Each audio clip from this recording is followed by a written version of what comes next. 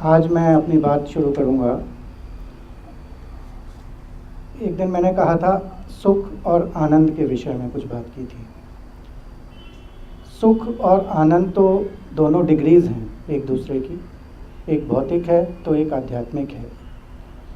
लेकिन सुख हम पाएं कैसे और सुख पाने के लिए दुख को हम छोड़ें कैसे, ये बात कैसे समझ में आए कि दुख क्या है। सुख तो हमें समझ आ जाता है, क्योंकि जो हमारे शरीर को आराम दे वो सुख है, चाहे वो एसी है, चाहे बहुत बढ़िया कोई कश्मीरी शॉल है, चाहे कुछ भी है। लेकिन दुख क्या है?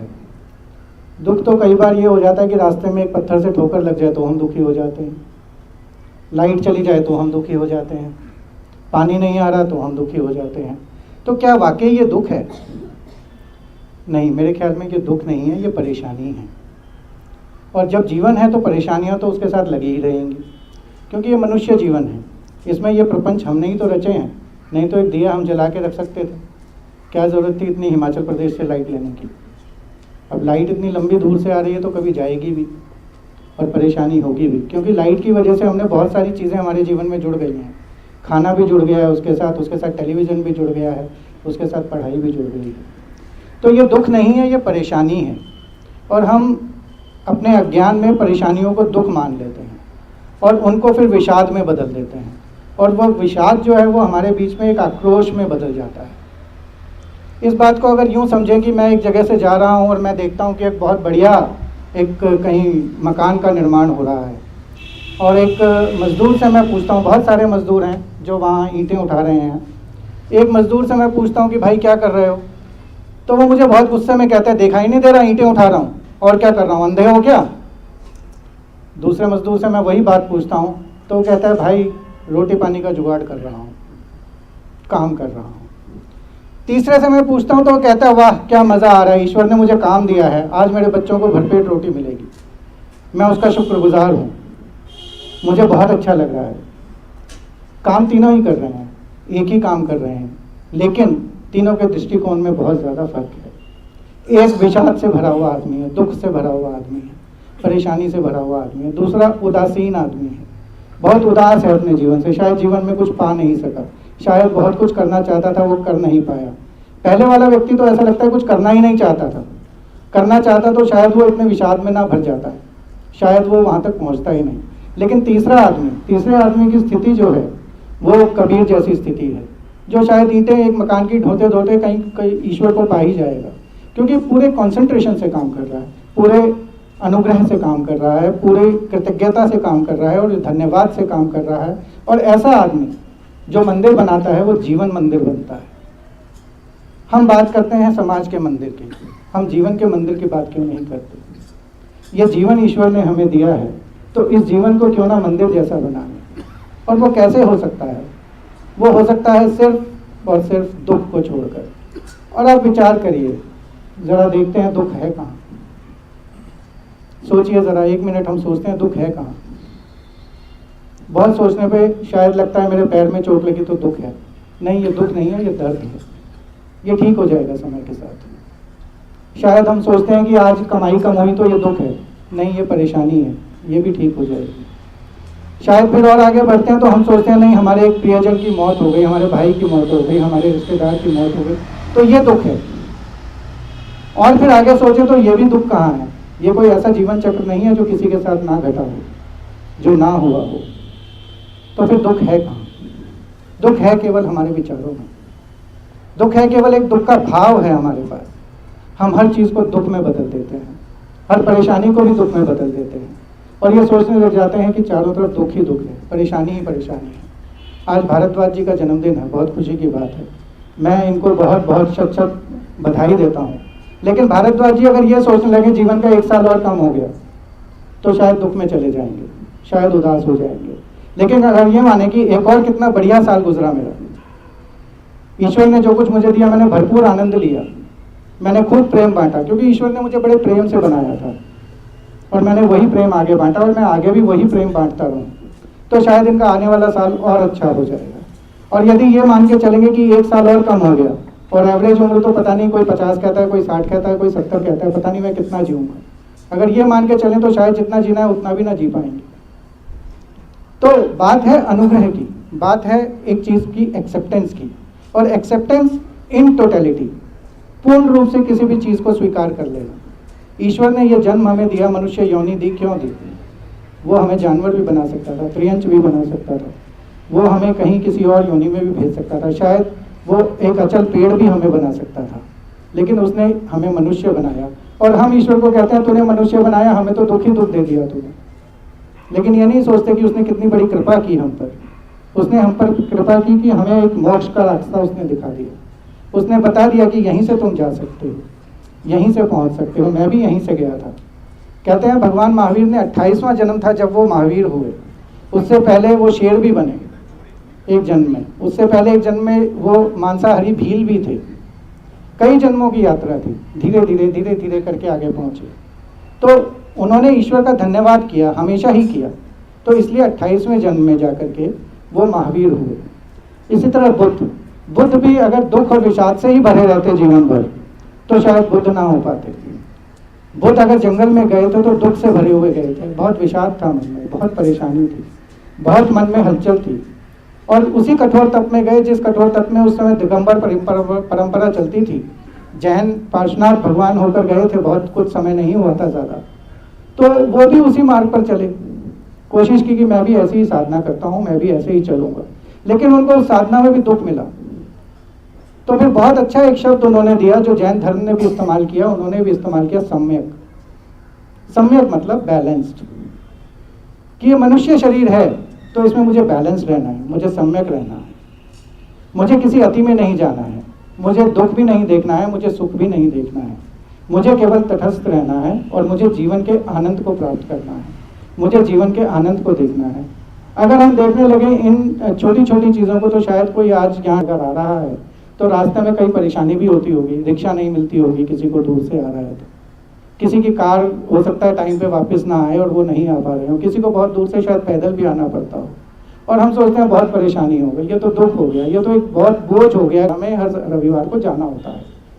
लेकिन अगर आप उसको टोटलिटी में देखेंगे, पूर्ण रूप से देखेंगे, समग्रता से देखेंगे, तो आप पाएंगे कि नहीं, वहाँ जाना तो बहुत सार्थक रहता है, बहुत अच्छा होता है, कुछ अच्छी बात देखने को मिलती है, सुनने को मिलती है, प्रभु के दर्शन करने को मिलता है। तो हम छोटी छोटी चीज़ों को तोड़ देते हैं, हम एनालाइज करने लग जाते हैं कि वहाँ कुर्सियाँ अच्छी नहीं थी, या वहाँ खाना अच्छा नहीं था, या वहाँ नहीं अभी तो बन रहा है, अच्छा बन जाएगा तब देखेंगे, तब जाएंगे पूरा, अभी नहीं, अभी अच्छा सोचेंगे। अभी कुछ लोगों की राय ले लेते हैं और पूछते हैं कुछ लोगों से कि भाई कैसा है, क्या है, तो हम एनालिसिस में चले जाते हैं, हम विश्लेषण करने लग जाते हैं। जब हम विश्लेषण करते हैं तो हमारी बुद्धि ऐसी है कि वो नेगेटिव ही देखती है। किसी की शादी का कार्ड हमारे यहाँ आता है तो वहीं से आलोचना शुरू हो जाती है कि कैसा कार्ड है, सोचते ही नहीं। कोई अपना नया जीवन शुरू करने जा रहा है, हम उसे आशीर्वाद दें, हम उसे ब्लेसिंग्स दें, लेकिन नहीं, कार्ड से उसकी बुराई शुरू होती है और उसके वहाँ खाना खा के आने तक बात तक रहता है कि हार भी अच्छा नहीं था जो वोट ने वधू को पहना दिया। यहाँ तक कि हम बात करते हैं, हम विश्लेषण करने लग जाते हैं, एनालिसिस में चले जाते हैं, लेकिन हम सिंथेसिस में नहीं जाते, हम टोटलिटी में नहीं जाते। हम ये नहीं देखते कि कितना अच्छा संबंध हुआ, कितना अच्छा दो जीवन साथी मिले, और कितना उन्होंने भरपूर समाज में रहकर और समाज के लिए एक और मिसाल पैदा की और पूरे समाज ने उनका साथ दिया। हम टोटलिटी में किसी चीज़ को नहीं देखते और यहीं हम कमी छोड़ देते हैं। हम क्षण क्षण जीना चाहते हैं। क्यों जीना चाहते हैं? क्योंकि हमें कहा ही ऐसा गया है कि जीवन को प्रतिक्षण जियो, ईश्वर प्रत्येक कण में है, लेकिन हम उस ईश्वर के प्रत्येक कण में शैतान को ढूंढ लेते हैं। वो ईश्वर का प्रत्येक कण तो कहीं दूर रह जाता है, वो नहीं दिखाई देता, वो नहीं समझ आता। हमें समझ आता है कि हाँ यहाँ दुख है, क्योंकि हम अपने आप को परेशानी में डालने के आदी हो गए हैं। हमें लगने लगा है कि हम कहते रहेंगे हम परेशान हैं, हम दुखी हैं, हम परेशान हैं, हम दुखी हैं, तो शायद कहीं यही धर्म का मार्ग है, शायद यहीं से धर्म के मार्ग पर पहुंच जाएंगे। पर ऐसा नहीं है। अगर धर्म के मार्ग पर पहुंचना है, धर्म के आनंद को पाना है, तो पहले जीवन को आनंद में बदलना पड़ेगा, पहले जीवन के आनंद को देखना पड़ेगा, पहले इन टोटलिटी हमें जीना पड़ेगा, पहले हमें जीवन से जितना दुख, जितना विषाद, जितनी परेशानियां उन्हें निकालना पड़ेगा, पहले हमें अपने आप में आना पड़ेगा, पहले हमें पर को छोड़ना पड़ेगा, स्वयं में आना पड़ेगा। और जब हम अपने अंदर के दुख को, विषाद को और परेशानी को निकाल देंगे, जब हम हर चीज़ में अच्छाई देखने लगेंगे। मैंने उस दिन भी कहा था कि जंगल से अगर हम पार कर रहे हैं और रोशनी दिख जाती है तो उससे भी रास्ता मिल जाता है, बिजली पहुंचती है तो अगर हम अपना पॉजिटिव एटीट्यूड रखेंगे, अगर हम ये मानकर चलेंगे कि हाँ जीवन में सब कुछ अच्छा ही है, जो हो रहा है बहुत अच्छा हो रहा है और ये ऐसा ही होना था, ये ऐसा ही होगा, इससे अच्छा कुछ हो ही नहीं सकता था, और अगर हम ये मान लेंगे कि नहीं इससे बुरा अभी और होगा, या जो आज मेरे साथ हुआ इससे बुरा हो ही नहीं सकता था, तो फिर हम कभी भी सुखी नहीं हो सकते। तो फिर हम और बुरे की और इंतज़ार करने लग जाएंगे। फिर हम सोचेंगे नहीं अभी तो और बुरा होना है, नहीं अभी नहीं, अभी नहीं, अभी परेशानी है, अभी कहीं ना कहीं दुख है, अभी तो मेरा भजन में मन नहीं लगता, अभी मेरा ईश्वर में मन नहीं लगता, अभी मेरा सत्संग में मन नहीं लगता, क्योंकि मैं परेशान हूँ, क्योंकि मैं दुखी हूँ। ये एस्केपिज्म है।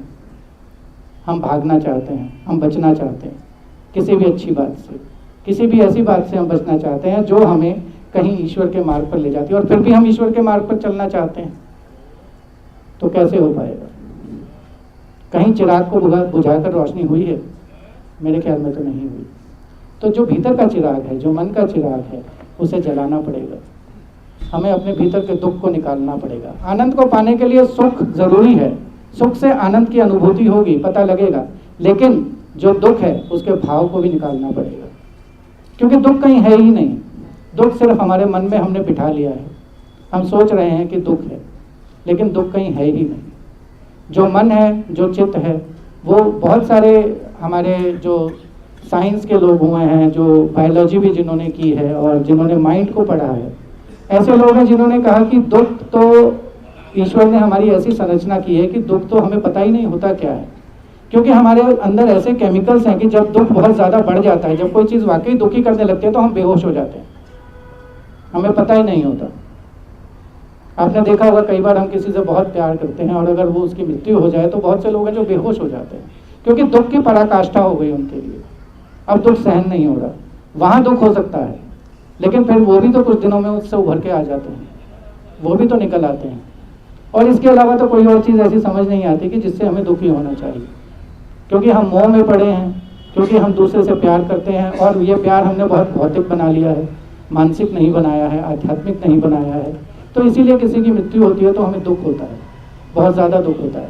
और कई बार देखा जाए तो दुख से ज़्यादा परेशानी होती है, क्योंकि मन में अंदर कहीं रहता है इससे तो मुझे बहुत मदद मिलती थी, इससे तो मेरे 10 काम चल जाते थे, अब ये मर गया तो मैं क्या करूँ, अब तो परेशानी हो गई। और हम जताते ही हैं कि ये तो दुख हो गया। दुख तो कहीं है ही नहीं। दुख तो सिर्फ हमारी सोच में है। दुख तो सिर्फ हमारा एक भाव है जो हमने अपने अंदर बना लिया है, और इस भाव से हमें निकलना पड़ेगा। आप एक बार करके देखिए, एक बार सोचिए कि दुख है कहाँ। आप एक बार सोचिए कि हर जगह सुख ही सुख है, कहीं कोई परेशानी है ही नहीं। अगर कोई परेशानी है तो उसका हल है, क्योंकि वो परेशानी है, उसका हल तो आएगा ही आएगा। और सुख है, सुख से दूर भागने की हमें ज़रूरत ही नहीं है, क्योंकि सुख तो हमें हमेशा कंफर्ट देता है, एक आज़ादी देता है, एक विचारों का हमारे को और शुद्ध कर देता है, हमारे विचार और अच्छे कर देता है। तो हम इन टोटलिटी, जो मैं फिर दोबारा वही बात कहूँगा कि इन टोटलिटी हम जीने की कोशिश करें, हम समग्रता से जीवन को देखें। हम ये नहीं देखें कि हमारा आज रात बहुत गहरी है, हम ये क्यों नहीं देखते कि 2 लंबे दिन थे उनके बीच में एक रात आई है। हम ये तो देख लेते हैं आज रात आई है और रात में अब ठंड होगी, परेशानी होगी, लेकिन ये नहीं देखते 2 खूबसूरत धूप भरे दिन भी थे। हम उन 2 दिनों में क्यों नहीं जीते, और हम ईश्वर का धन्यवाद क्यों नहीं करते कि उसने इतने अच्छे हमें 2 दिन दी, उनके बीच में एक रात ही तो थी। कोई बात नहीं, वो एक परेशानी थी, निकल गई, निकल जाएगी। लेकिन अगर ये मान लें कि वो रात ही रात थी और दिन तो था ही नहीं, अब रात को तो हम सो नहीं पाए, अब ईश्वर के अब जो सूर्य ने दिया है वो भी नहीं देखेंगे हम तो, और अब रजाई तान के सो जाएंगे, क्योंकि रात को तो हम परेशान थे। तो जो दिन की खूबसूरती है वो भी हम खो देंगे, जो दिन का आनंद है वो भी हम खो देंगे। तो जीवन को समग्रता से, टोटलिटी से अगर हम जिएंगे, और अगर हम ये देखेंगे कि कहीं कोई दुख, कहीं कोई परेशानी, कहीं कोई विषाद नहीं है, तो मेरे ख्याल में हमारा जीवन जो है ये अमृत बन जाएगा और एक अमृत मंदिर बन जाएगा। और हम